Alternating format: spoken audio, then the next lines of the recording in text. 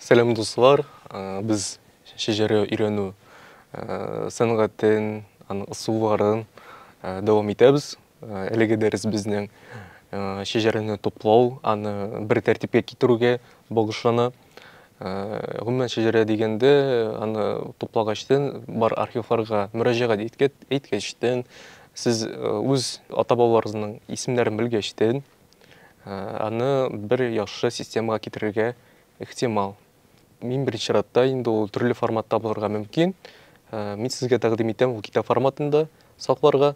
Міне біз озған дәріслерде нендей сұраулар, анкет форматында нешек не сұраулар беруге, өз туғандарыңызға, зор үлкен ештегі туғандарыңызға, әбей бабаларыңызға бұл бірінші ратта енді документтарын топладық, әйме? Ол да болса ғойлы документтары, архивтан алған документтар. Үшінші енді ол фотографиялар, ғойлы архивында сақланған фотографиялар, интернет платформада табылған фотографиялар. Аларының барысында топларға керек. Нендей форматта? Мен өтіп кеткенше китап форматында топласағыз, ол бекте оңайлы формат бола. Һәм мұнда бір генә принцип бар, ол хронология юлынан бару. Нендей форматта ол? Китап форматында бірінші битін ашасыз, ол да болса енді орысша біткенде введение. Сіз нендей архивға мүрәжәғат еткенсіз, аларын жазып шығарсыз. Нендей фонтлар, нендей опислар, әрбір документтің опислары, фонтлары шында yazырға керек. Шуннан соң мұны yazғаштын біздің кейте, ғадатта біздің башылана ол ауыл тарихы, яки шәһәр тарихынан башлап. Мәселен, мен өз шежерені топлағанда шундай форматқа келдім. Башладым мен ауыл тарихы бойынша. Менің нәсілдәге ата-бабаларым 11-ші буынға қадар білем мен. Һәм алар, мен туған ауылны, алар как раз таки негіз салған. Шуңа бұл нендір бейләніш ауылның тарихы һәм сіздің шежере тарихын мұнда көруге мүмкін.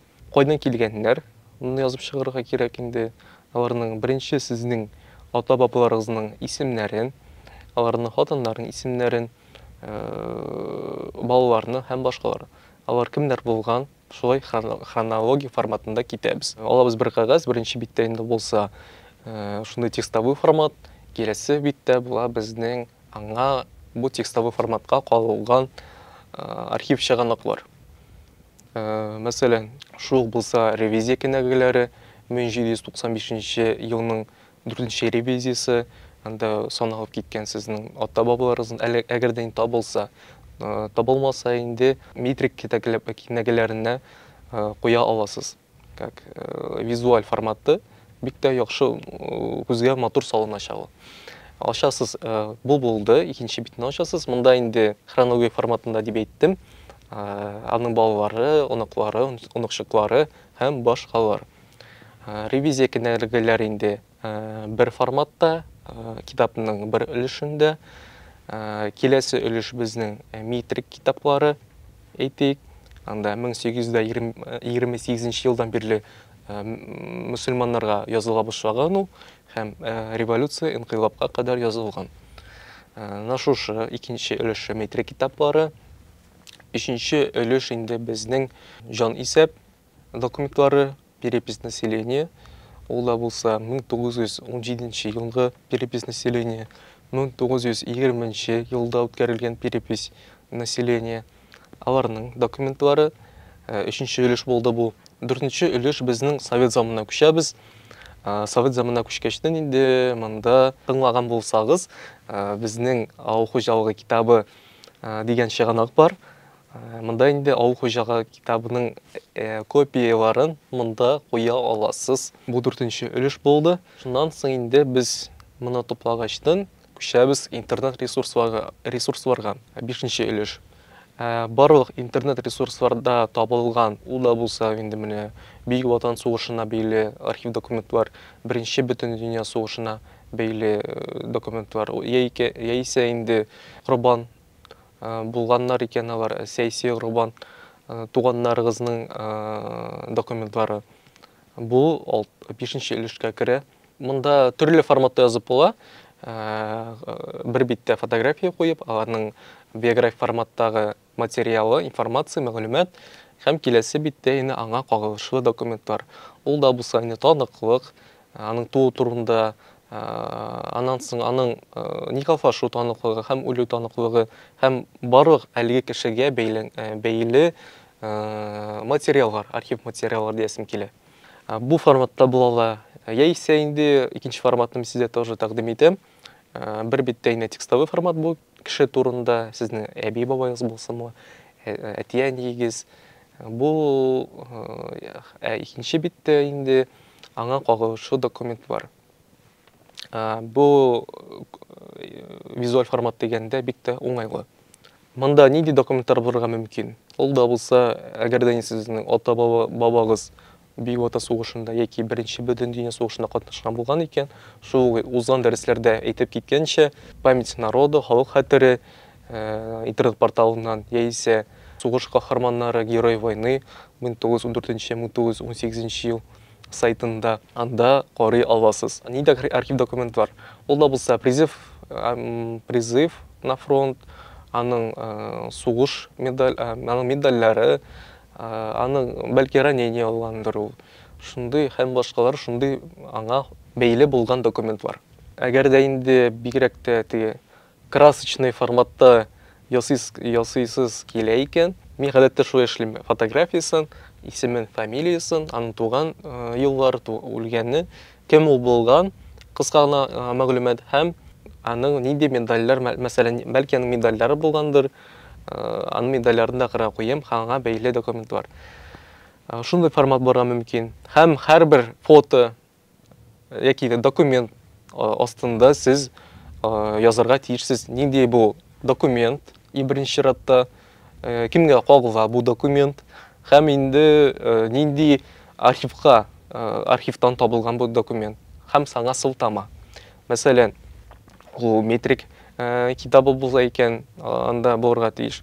Мәсәлән, фонд, анда гадәттә ул 295-нче фонд, анда нинди опись, нинди дело, нинди аудан, нинди өездән булган, нинди губерния. Шундый форматта һәм кимгә кагыла. Һәм шундый үзенчәлек бар. Мәсәлән, метрик китапларында безнең гадәттә ул гарәпчә, гарәп язуы белән язылган, иске имлә белән, һәм караган кеше аны белмәскә мөмкин. Анда менә сезнең ерак туганнарыгыз килгән икән кунакка, яки анда күршеләрегез килгән икән, бу китапны алып карый икән, анда сез үзегезгә билгеләргә тиешсез сызык белән яки гадәттә мин менә кызык сызык белән билгелим. Мәсәлән, аның туган елын, кем ул, чөнки ул метрик китабы инде сез белгәнгезчә таблица, шундый исемлек форматында китә ул. Шуңа күрә визуаль форматта уңайлы булсын өчен сезгә шулай сызып куярга мөмкинсез. Бу метрик китаплар гына кагылмый, гомумән төрле архив документларга шулай куллана аласыз. Бу өлешкә күчкәндә, мин әйткәнчә, менә биография форматында яза аласыз. Моның белән тамам. Киләсе безнең өлеш ул приложение дип әйтик, русчалап әйткәндә инде. Әгәр дә инде сез фәнни эшләр язган булгансыз икән, фәнни эшләр, курсовайлар, һәрбер эшнең инде приложениесе бар. Монда нәрсә куя аласыз? Иң беренче чиратта инде ул сезнең гаиләдә сакланган фотографиялар. Һәрбер фотография астында язып куйыгыз, зинһар, кемнәр бу фотографияда төшкән. Аларның туган елларында язарга мөмкинсез. Һәм бу фотография кемнән алынган? Чөнки үз өйегездә сакланган архив фотографиялар белән генә шикләнмәскә, һәрбер туганга барып, аларда альбомнары карап, фотоальбомнарын, алар белән дә эшләргә кирәк. Һәм киләсе безнең өлеш ул фотографияларны тупладык. Ул да булса сезнең бу китапны караучыларга теләкләр яки киләсе буынга теләкләр. Һәрбер китапның инде үз авторы бар. Ул да булса, менә сез үз шәҗәрәне өйрәнәсез икән, мин сезгә тәкъдим итәм. Рәсем форматы белән генә шәҗәрәдә шикләнмәскә, бар материалларны туплап, архив документларын туплап, китап форматында инде үз исемегездән языгыз теләкләр киләчәк буынга, әлеге китап караучыларга. Һәм шундый тәкъдим, Сезгә әйтәм, китап булсын, әгәр дә сезнең мөмкинлек бар икән, кольцевой форматында. Ни өчен? Чөнки сез шәҗәрәне ясап бетергәчтен, төрле фактлар чыгарга мөмкин. 1 елдан соң, 2 елдан соң, һәм бу сезнең шәҗәрәгез топланып барачак. Ел дәвамында 2 ел, 3 ел. Шуның белән әлеге дәрес тамам.